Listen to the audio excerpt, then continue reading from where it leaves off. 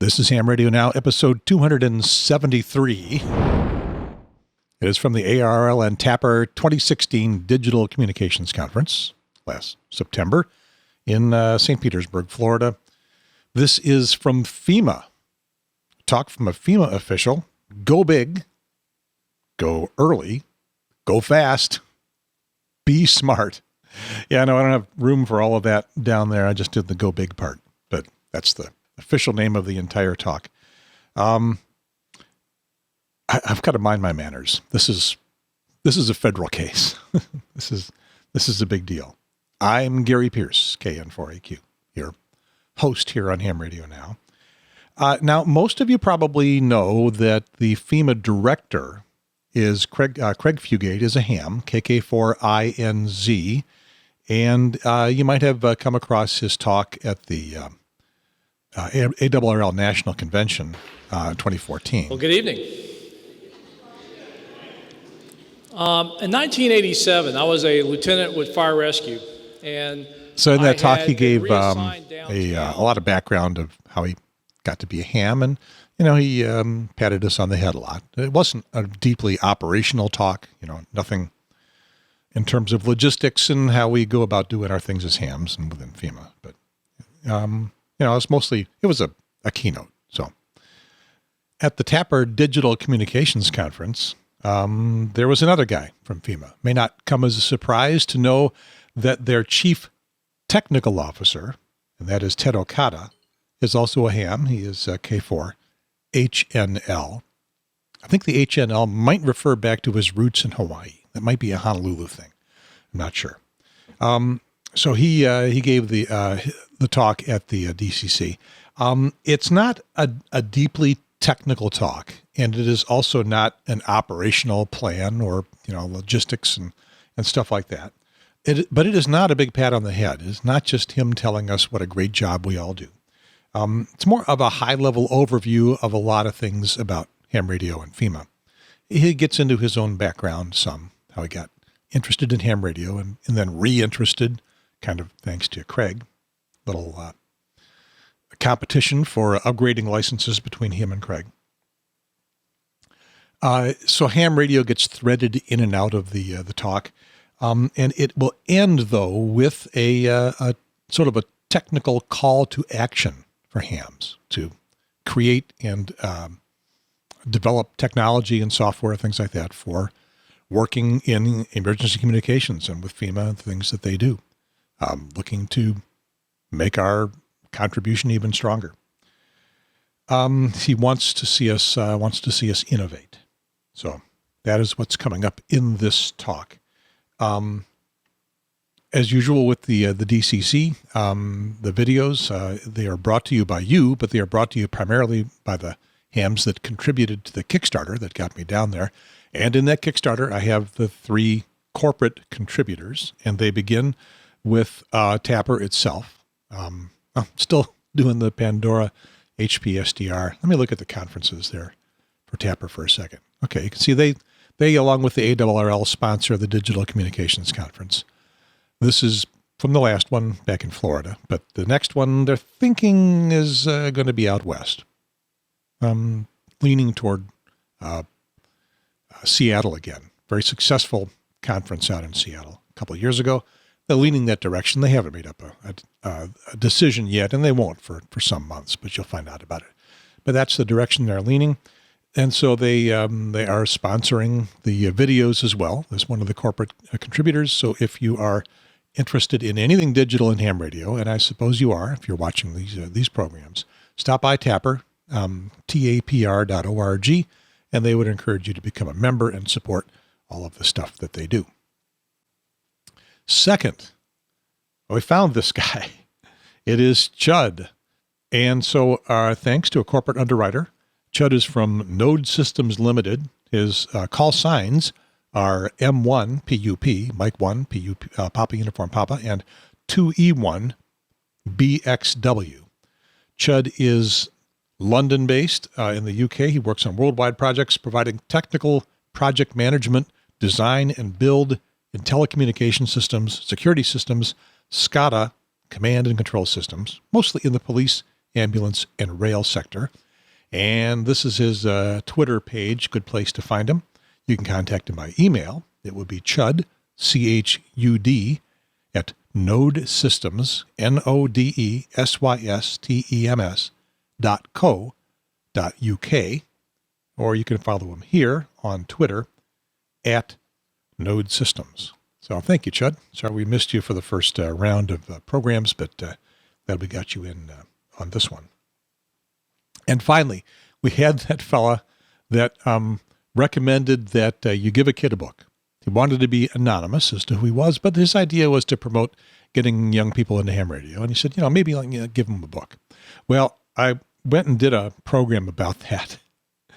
I didn't label it with an episode number, but I did stick it online on Facebook. I think I did it on Facebook Live, and I stuck it on YouTube. I called it Kids These Days, and it attracted a lot of comment. I'm basically saying I would like you guys to give me ideas for how to fill this little short segment of the introductions to the Tapper Conference programs. Along the lines of how do we introduce ham radio to young people, get them interested, get the young people who would have a bent, an inclination toward ham radio, let them know that we're here and what we can do so that if they are potential hams, they get the word and follow through on that potential. I got a lot of stories, a few specific ideas that I can relate right now. A lot of stories I got to work with a little bit to get them into this short segment, which I've already gone way over time on. But the first one that I want to present is this one. Somebody pointed out this podcast series. It's called Hack 5. I was aware of them. I didn't know a lot about them, just that they existed. Hear it, and then you can type in what you think it said, and then it'll. Let me back up here. Exfiltration with CW in Linux. What does that mean? We are sending and receiving Morse code with our computer sound card. This time on Hack 5. Yep. So that is Shannon Morse. No relation to the Samuel Morse, as far as I know. My name's Shannon Morse. It's your weekly dose of Technolust. Welcome. We are finished And with our she DerbyCon just got her episode. ham license. Very excited about this. We had a fantastic time at DerbyCon. If you get the opportunity, you definitely need to hit up that conference. So much fun and lots of really cool things to do there outside of just going to again, she just got her ham license, and she'll talk about that in this episode. I got my ham license. Hooray! Congrats. My amateur radio license, I guess I should say, from the FCC. So I'm super excited about that. And it was kind of hard because I didn't study, so I did fail the first time. So a program like that with hosts like that, enthusiastic, young, interested, they may be an entree for young people that are interested in technology in general and might not know very much about ham radio or say, it's just old people stuff. These guys, I think, will help make them realize that there's a lot in ham radio for younger people as well. So Hack 5, as a podcast, as a show, good place to point the young people to. Also, finally, Arvin is sitting back there behind me. There he is. For those of you that didn't get in on the Kickstarter and want to help contribute, Kickstarter went a long way to getting me down to St. Petersburg and getting back here. What it's not covering is the time to produce these programs, to get them edited and get them online. It did all the stuff of getting me down there to shoot them and back. So still need a little bit more help. Stop by hamradionow.tv, go to the bottom of the webpage, click on Arvin's icon, and you can make a contribution through Patreon, through a credit card, or through PayPal. Patreon is a subscription. Everything else is just a one-time deal. And I appreciate the folks that did the Kickstarter. Appreciate the folks that make the individual contributions. Thank you all very much. Keeps me going with this series of programs. A couple other quick things to note. Coming up right after this one, because this is FEMA, so it's an MCOM-oriented program. Going to do another MCOM extra after Matthew. After Matthew. It's going to be episode 274. I've actually got it all recorded. I got to edit it, get it online. We'll do that shortly after I get this one going. So lots more MCOM coming up here on Ham Radio Now for you MCOM fans. And I guess that's it. I think I'm ready to go. Let's head down to St. Petersburg, Florida, from the middle of September 2016. Steve Bible, do the honors, please. So the only thing between you and lunch is Ted. No pressure. No pressure here, but I think this is going to be very well worth it. I gave Ted a phone call and said, Ted, that you're coming down. Ted is the Chief Technical Officer of FEMA, so this is going to be a really exciting talk. He's going to really, I think he's going to really encourage us here, so I think he's got a message we all want to listen to. So let's listen to Ted Okada, K4HNL, go big, go early, go fast, be smart. All right, take it away, Ted. Great. Thank you very much. It's a great pleasure and a privilege to be here.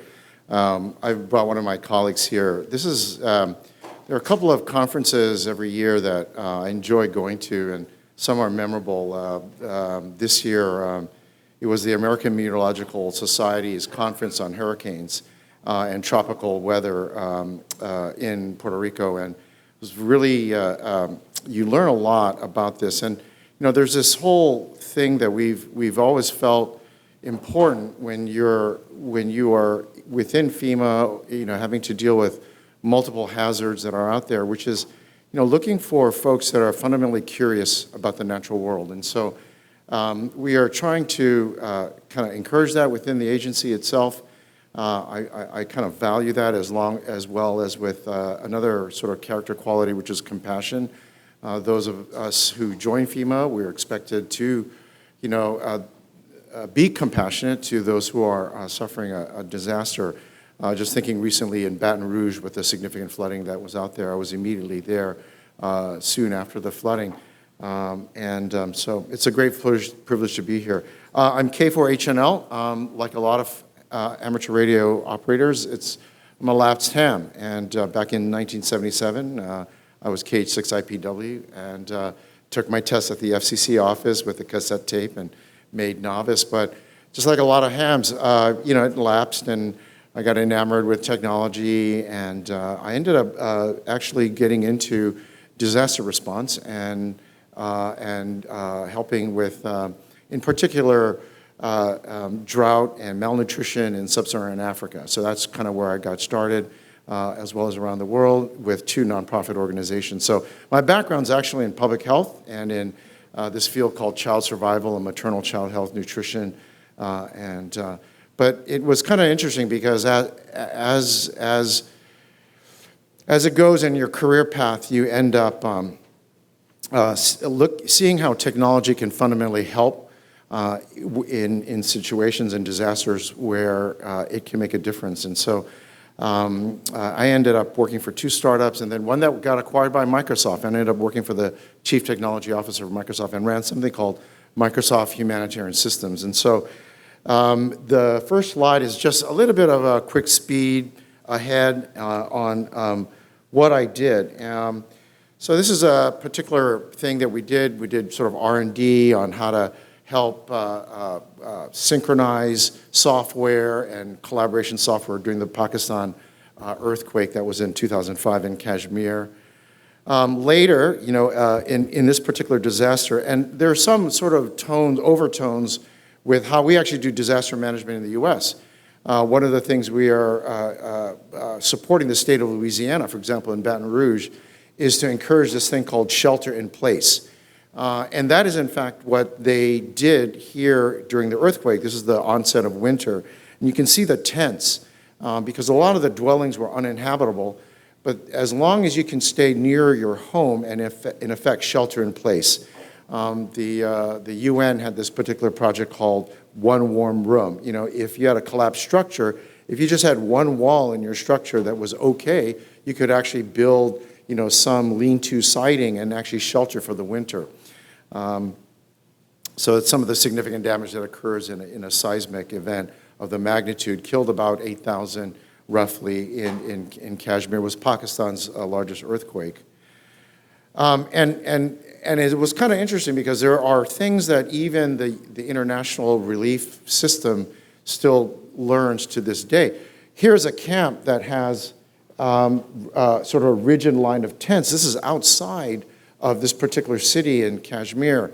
And yet that city was actually not very well populated, precisely because the smarter thing to do was to locate survivors near their homes, where their possessions are, and have them rebuilt, even though the tents or the siding would be less than perfect in a camp like that. So, even in this case, you find lessons are still being learned, so there you go. So it's far better to have survivors participate in their own recovery, and those are things that we picked up. And this is from back in '05.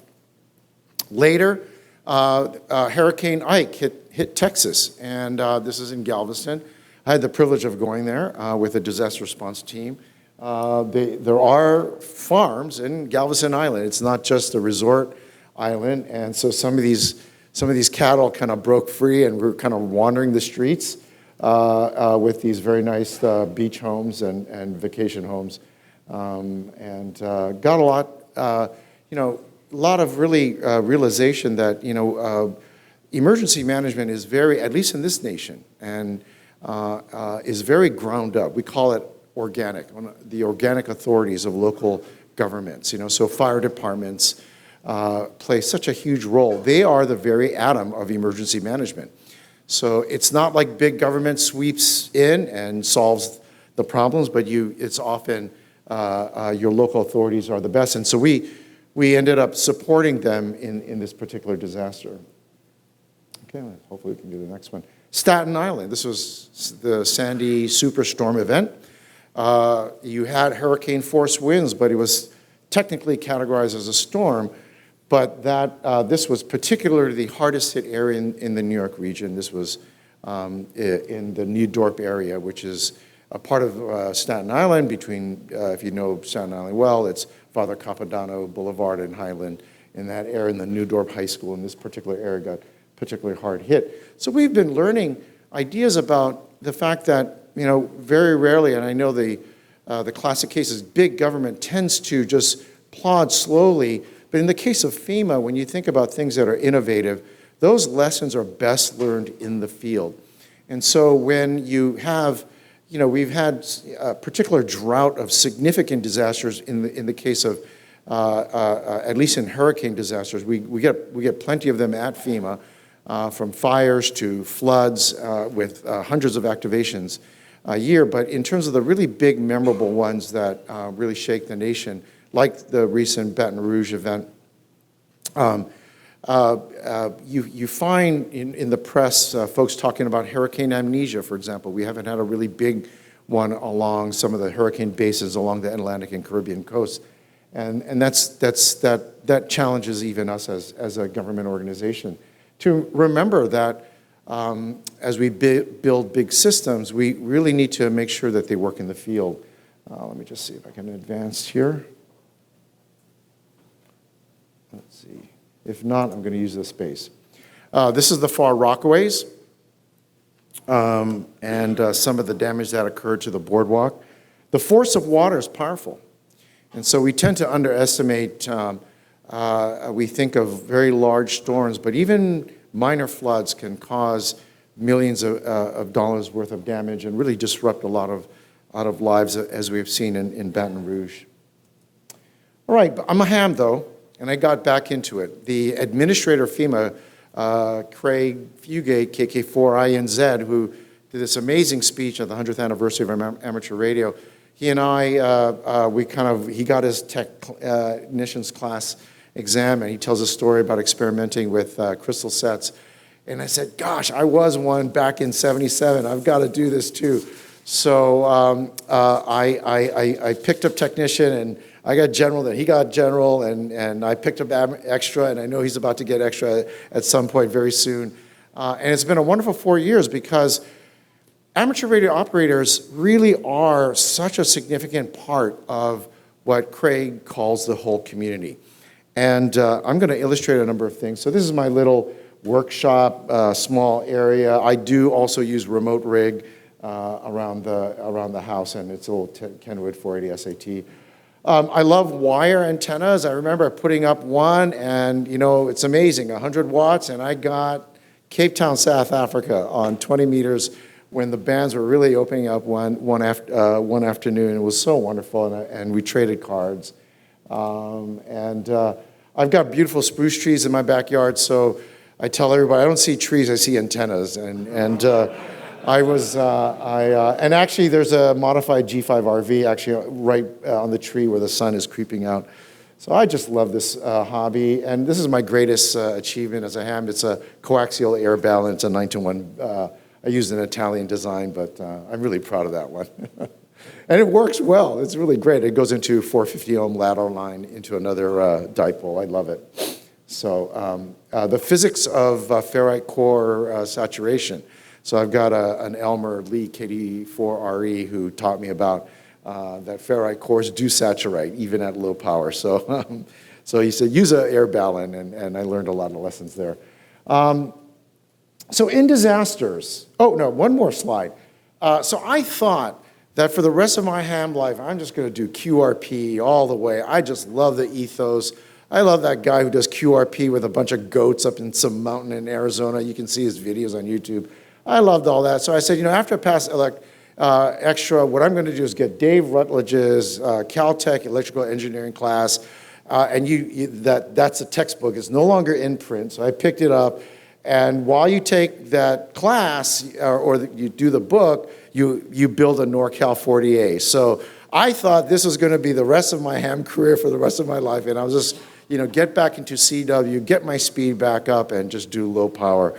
But then, unfortunately, I got into Steve Bible and Zoltan's little project, and that has utterly disrupted my life. So, this is in Denton, Texas, near Dallas, and this is, of course, an Alex loop, and of course, you can see the interface there. Here's the unit, so Harriman, Texas, I set it up, and then I fell off my chair. I commandeered the hotel TV, so just FYI. It's nice having a long HDMI cable. Don't need to see cable TV. So I've got, you can see it. You got top on the left, which measures the current CPU load on the Raspberry Pi. And then I fell off my chair because I hit at 1/10 of a watt ZL land, I guess, right? And I was stunned, right? This is not a light bulb. This is a Christmas tree light bulb, right? And I fell off my chair, and I was stunned. This was 30 minutes. Now, I had the gray line. It was like 5:30 in the afternoon, et cetera. But I was truly amazed, and I just said, something here is different than anything that I've ever seen in my life. The 1,000-mile club per watt, right? I just quickly joined that one, right? So here you are, 13.2%, not even breaking a sweat on the Raspberry Pi. Okay, it's not doing anything. So I'm going to step back to emergency management. This is what the administrator has always emphasized in a quick summary of when a major disaster occurs. And the idea is to secure a scene. And this is very similar to fire rescue. I was a volunteer in my local fire station in Fairfax County. And the first thing you learn is, secure and deny access, especially if there's a hazmat, chlorine spill or whatever. And there's the very famous Orange book that all fire rescue use, which describes hazardous materials and creates distances by which you need to make sure that citizens don't get in to potentially injure themselves. So you secure, you also search, right? So you end up using, especially in a significant disaster, urban search and rescue teams and fire rescue, of course, they're always first on scene. And then finally to stabilize the scene. And those principles in miniature really are the same when a major catastrophic disaster happens. It's just in the case of stabilize, it's called response and recovery. And those recovery efforts could take years. In the case of the Northridge earthquake, well over 20 years it took to actually complete all the assistance that was needed for that particular area to fully recover. And so therefore, we often have no choice when we are faced with especially a sudden onset disaster to really effectively, and this is the ethos of FEMA, which is to, I think in previous years when you found that the response to a major catastrophic disaster was slowness, and FEMA was roundly criticized for its speed in responding to the Katrina event, for example, and earlier disasters. And as the agency has gotten faster, we realize that there's this fundamental need to go big, whether the particular community had budgeted or within the catastrophic plan said, we need so many, let's say, bottles of water or shelf-stable meals ready to eat. The reality is often government comes short, and you can't afford that when lives are really at stake and lives are disrupted for the survivors. So go big, go early, which is again the concept of speed. Go fast, obviously, and that goes along with go early. But really, to wrap this up, we need to be smart, and that's what really the topic of this presentation is about. Because I'm wondering whether the community that has built amazing boards like the QRPI, mixing in both computer science and amateur radio, is at the cusp of something truly great, both for disaster management, also for a younger generation of hams. They're now growing up with IoT and doing things like robotics and very accessible computing. Again, the challenge for any government agency is, do we actually prepare for the disaster that we budget for, or the ones that we would actually occur? And so in that case, since we don't get time back, the administrator has really pushed for this notion of the whole community, and that is those outside of government, right?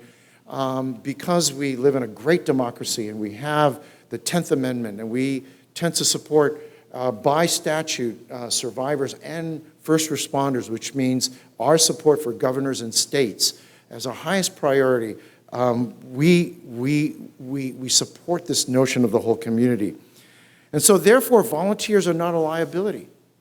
There's often this mistaken notion in emergency management that the folks that come in with HT, that well rehearsed in public service, amateur radio, from a Halloween parade all the way to the Marine Corps Marathon in Washington, D.C., and all, the Boston Marathon Amateur Radio Club, as everyone knows, there's an amateur radio club exclusively built for the Boston Marathon. But they were called, obviously, the stories are now legendary. It's been documented in QST. The heroic work that amateur radio club did during the horrific terrorist event that occurred there. That has now really dispelled the notion, right? Volunteers are not the second disaster. And that whole mythology came about because they thought now that the government had to take care of survivors, somehow they had to take care of lost volunteers that were disrupting the recovery operation. Nothing could be further from the truth. And that is those are now the sort of enshrined principles that we take very seriously within FEMA. And so therefore, volunteer organizations like the Amateur Radio Emergency Service, ARES, is so critically vital as a partner to amplify the ability for the community to respond, because these are our neighbors, these are our friends, and these are our families. Here's another big ethos change within FEMA. We're not, therefore, the preeminent disaster management organization. We are just a member of the team.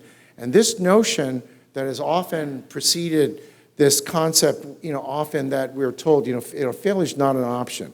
That is true, and we have to do our best to ensure that's not the case. But on the other hand, there can be a lot of hubris associated with that concept.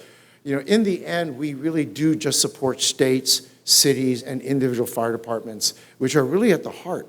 If you had a house fire, and I actually had one years ago, it's a disaster for you. It may not be for many others, but for you, it's the worst thing that's happened in your life. And so thankfully, our local fire departments really are really the true heroes. They are the atom of emergency management in this nation. So what I'm going to talk about is this guy who has really changed my personal view. And I think for a lot of the ethos of going big, going fast, going smart, I love this guy. He passed away a couple of years ago. His name is John Boyd. He was a bit of a rogue Air Force. He was a colonel in the Air Force. And a lot of you know some of the work he did. He created something called the OODA loop. And he had very pithy sort of wise sayings, but he was well known as a fighter pilot who first understood the basics of how to do air-to-air combat. He was at Nellis Air Force Base. He was the original Top Gun pilot and taught there, and then went on to fight the bureaucracy in DC, essentially. And he had this theory about this idea of altitude and potential energy and how you store energy and release it to get your adversary. And he had a very, very just an amazing personal story. But he came up with a number of concepts like the OODA loop: observe, orient, decide, act. And when I read this before coming to FEMA. And I recalled that because when you think about going big, go early, go fast, be smart, it kind of mirrored what he said because, we often observe something that occurs, a seismic event, maybe an oncoming tropical storm that's 6 or 7 days out, sort of magma displacements, let's say in the Northwest, which might presage maybe a potential cataclysmic seismic event. And then we orient ourselves to that, right? We determine what it is and is, how do you actually address it? In the case of Boyd, he was an Air Force fighter pilot, of course, how to address, where is he at and what is that adversary's airspeed, et cetera. You make a decision to act, and then you actually take the action. And often it's observe, orient, decide, act. And it kind of resonated with me, recalling his example, because in many ways, government tends to do number 2 and number 4 really well. Actually, number 4, it can do very well. We can move field trucks to Staten Island. We also do number 2 very well. We orient ourselves, actually, to death, right? So it's the paralysis of analysis, mostly because we don't have confidence in number 1. We're not sure of our observations. We're not sure. What is that storm actually going to do? Is 20 inches of rainfall in Baton Rouge really going to be a significant event? I'm not sure. Some of the experienced people say, hey, heads up. I'm not so sure. Some of the wise owls who are in the local emergency management office in Baton Rouge say, nah, this one looks pretty bad. I think this is going to be a bad one, right? How do we actually understand that? And then, leading to the fact that we can make confident decisions. When you are paralyzed in orientation, you never actually get to a decision.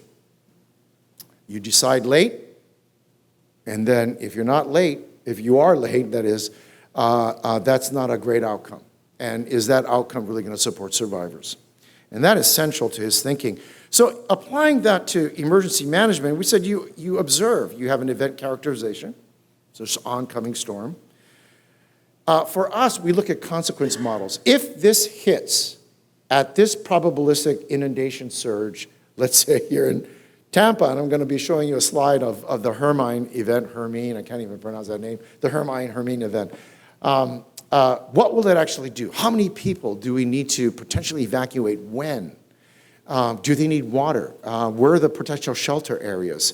How do we actually get assistance to them? How do we know how many people are insured with flood insurance? These are central questions that we often face. What's the consequence? Finally, what are the mechanisms we actually make decisions by? Are we supporting the governor or the state emergency manager in their decision?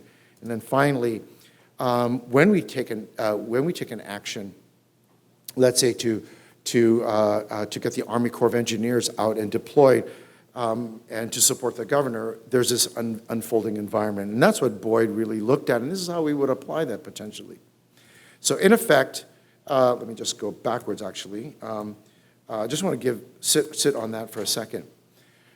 There's another thing that Boyd also talked about, which was so meaningful to me, you just saw that, people first, right? He always said people first, idea second, and hardware third. He really had it out for some of the bureaucrats that worked in the Air Force Design Center at the Wright-Patterson Air Force Base. And, he really criticized the F-4, Phantom, because it got shot down over Vietnam. And it seemed like it was designed by committee. Is it a close range bomber, or is it a air-to-air combat, or is it it's kind of like Saturday Night Live. Is it a dessert topping, or is it a floor wax? I mean, don't know really. And so he said, it's you must design the airplane for the pilot, the warrior, because at the end of the day, when you strip out all the bombing runs and if another plane's coming at, and the most precious thing is that pilot, that guy's got to do air-to-air combat. So think of warrior versus warrior in 3 space, and forget the plane, and that guy has to kill the other guy, or be killed.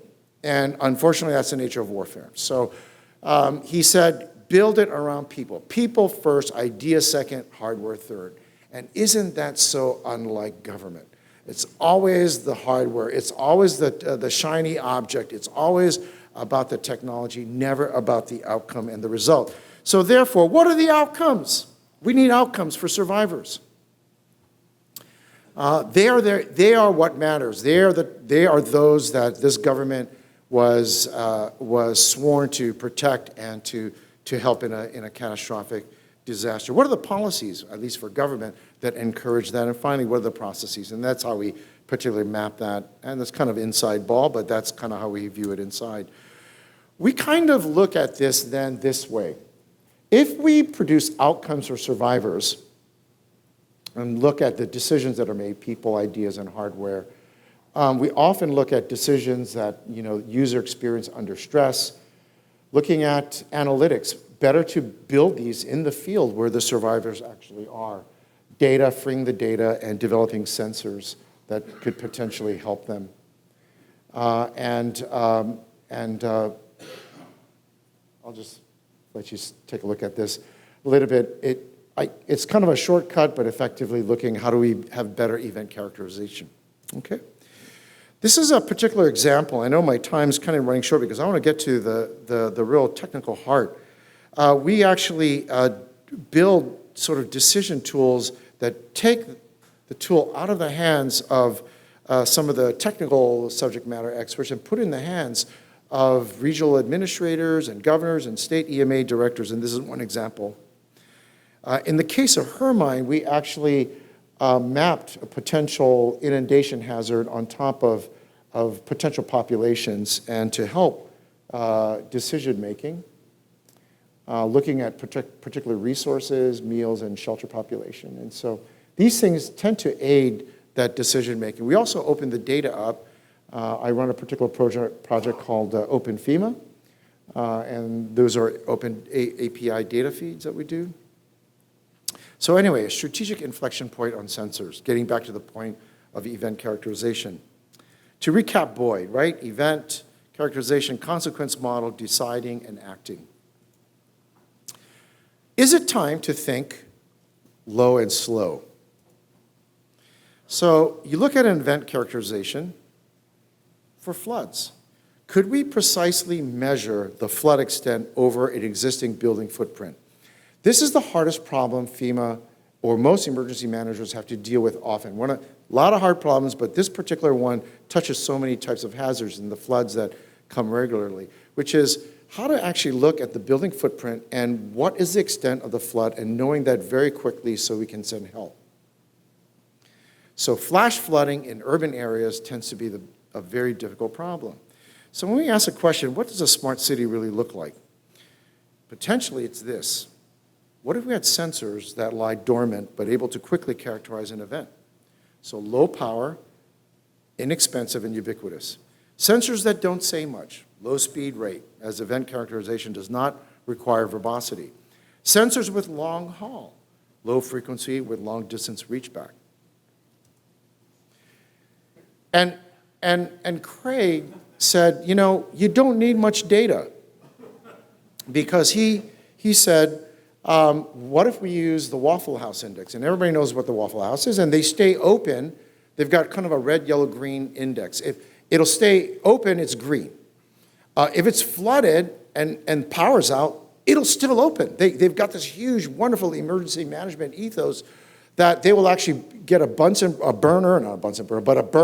burner. They'll make coffee. They'll sell bagels, whatever, and they'll still stay open even though the power is out. Then, of course, if it's under 5 feet of water, they close. So kind of red, yellow, and green. And we call this sort of the Waffle House Index, you know, red, yellow, green, very simple. What if we had that simple Waffle House Index that the administrator coined and applied it to a lot of things within our field? So a Waffle House Index that addresses this, right? Who? For us, it's amateur radio's call sign. What? Red, yellow, green. In binary, 11100100, right? Red, yellow, green, and null. Or one that can translate the Whisper protocol from, you know, Maidenhead to U.S. National Grid, which is nothing more than the NATO grid system. And when, UTC's timestamp, right? They're very simple. What if we could do that? And so the idea is, could we see a potential renaissance of, let's say, APRS over HF? It's always been on the high bands. I wonder, and so does Bob Berniga, who teaches at the U.S. Naval Academy, and we got together a week ago. He's the inventor of APRS. And potentially crossband that to DTMF, which he's also got a very clever means to do that. So he came, we met a week ago, great meeting, and he said, you know, I could actually create map symbology in APRS because the new kind of instantiation of APRS has 2,600 symbols. I said, oh my goodness, I didn't know that. My old little junky handheld only has this handful. I didn't know that. And I learned so much about APRS talking to him. And he said, now we can, you know, he sent me this slide, by the way, this map. You could actually have a red, yellow, green symbology over, let's say, a Red Cross shelter, a home, a nursing home, right? Or a fire station, or an airstrip, or a warehouse. Wow, the possibilities are pretty unlimited. So he tells me, do we need expensive TNCs anymore? You know, and we talk a lot about NOAA Skywarn spotters. What about the potential for a flood-warn spotter? And what would that look like? He even came up with a very inexpensive flood sensor concept, right? And feeding into APRS. Pretty nifty. Doesn't cost much. And so here's another sort of kind of interesting use case. This was something the administrator brought to my attention. Syrian refugees are moving and they're internally displaced. They now approach a displaced camp, and because they have an FM radio, they use the Raspberry Pi Zero and use one of the pins, stuck kind of an antenna, an emitter, and we're able to broadcast MP3 messages. So you can imagine a number of those, let's say for entertainment for children, for adults, or let's say instructions for nursing mothers on how to hydrate their babies. Very critical when you have a population on the move, internally displaced, that hydration, particularly for children under 5 and babies in particular, newborns, so critical in a disaster. Right? Pi-FM is the little particular Python script that runs that, looped MP3s for nursing mothers. That would be truly amazing. Think of that application. Here's another one. It's a friend of mine. I met him at a conference. This guy, Redbox, this guy lives in Hawaii, where I grew up in KH6 land. He has this thing, he looks at infrasound. So you think about it, there are low and slow, okay, so in the hertz, sub 20 hertz, there's a whole bunch of things you can find out about the world. Hurricanes make sounds, so does magma displacement, so does the weather, so does surf for surfers in Hawaii, and so do earthquakes and tsunamis. So he had this little project. It's an infrasound recorder. It uses the microphone on the iPhone, and you can get it at the App Store. He was actually using a number of those sensors, able to triangulate a reentry of a satellite that was coming back into the atmosphere. Some other guys, he looked at potential earthquakes and magma displacement.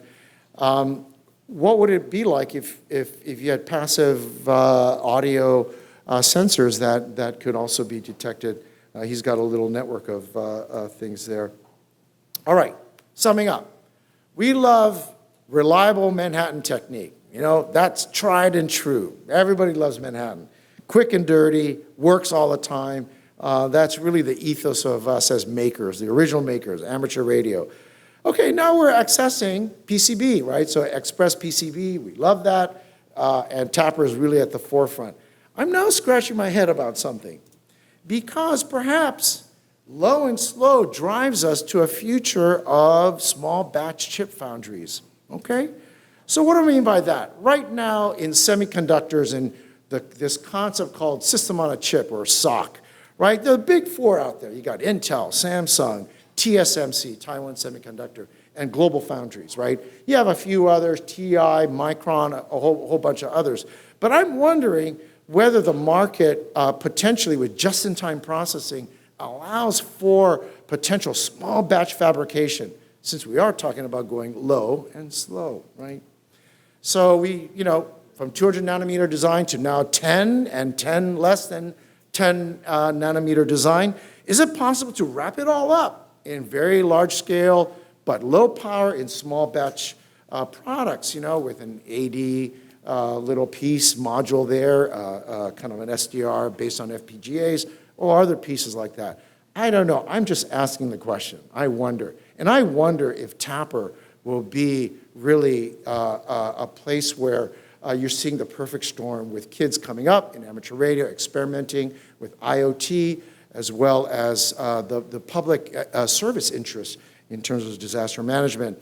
Okay, this is kind of cool. WISP, RF harvesting, right? There's ambient RF all over the place, and I'm wondering if you can trickle charge, essentially a quiescent a cell that triggers a water sensor and then triggers something, a shelf higher in voltage based on a solar cell.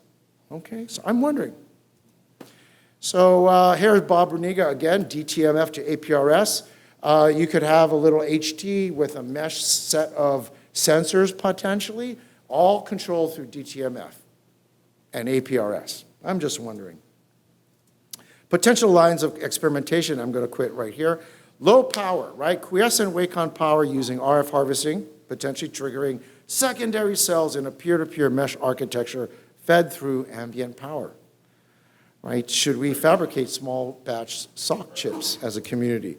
Low speed, continued use of low rate JT modes. WhisperX, that's now kind of an experimental mode, and additional frequency shift keying F1D, right? That's a category. Low frequency HF, MF, LF, right? Through the earth even. Mine disasters, for example. Is there potential technologies? Companies are now experimenting with 5 kilohertz and below. It's not really a radio wave anymore. It's more of a magnetic pulse, right? They're experimenting with phase shift and so forth. So there's kind of interesting things going there on the physics research side.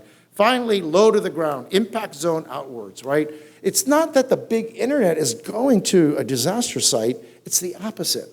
Let's start at the impact zone and go outward and look at that. Mesh aggregation, so a lot of mesh network protocols could be potentially used, aggregating and then going to higher bandwidth modalities. So, oh, by the way, I just inserted this. I think it was Luis who asked about microwave. So Virginia Tech is now starting this particular project, which is a geosynchronous satellite they're proposing. It's in incubation right now, but Virginia Tech is doing it. Sits up there, microwave, right? And I thought, okay, how are they going to do net control? And I thought, well, there's this sort of, at that level, it's going to be all digital. There's a kind of a polling request schema that they're going to figure out. I don't know how they're going to do it, but okay, they're smart guys, so they're going to figure it out. But okay, go, there you go, the microwave thing. So I thought I clipped that and show it to there. Okay, final two slides. This is my map of the United States. If you come into my office, there's the ARL Maidenhead grid map. That's the one I really love, and I have it the FEMA regions. But the first map you see is this map, right? This is my map of the United States, okay? The green is all over the place. That's the deep green, okay? You just can't see it. And why is that? Because everybody remembers this bottom line book. So the bottom line is this, right? Remember this book? 200 meters and down, right? Nobody thought that radio could work below 200 meters. And of course, it was the government that made that assertion, right? And so said, let's give the hams everything behind 200 meters and below. And so in effect, this is what was taken from us, right? I'm sorry, right? It was taken, we've lost spectrum ever since. So here we go. So my sort of call to action a little bit is, do we really want 802.14.5 and Bluetooth low energy, 4.0 whatever, to lead the way? I don't think so.